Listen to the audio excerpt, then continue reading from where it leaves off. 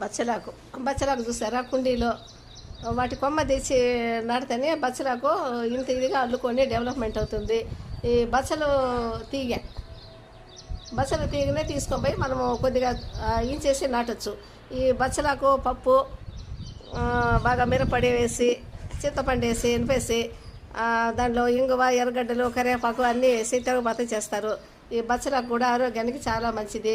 కడుపులో మంటగా ఉన్నా కూడా చల్లగా ఉంటుంది బచ్చల కూరతో మనము తినామంటే. బచ్చల కూర కడుపులో ఏదన్నా పొక్కిపోయి ఉన్నా కొద్దిగా పుండిలాగా అనిపించినా కూడా బచ్చలకు చల్లదనాన్ని ఇస్తుంది. ఏదన్నా అట్లా కడుపులో మంటగా ఉంటే కూడా ఏదన్నా కొంచెం మానిపోతుంది. ఏదన్నా కొంచెం పొక్కిపోయి మంటగా ఉంటే కూడా మానిపోతుంది. కాబట్టి బచ్చలాకు కూడా ఔషధం లాంటిది. బచ్చల ఆకులో 2 రకాలు ఉంటాయి.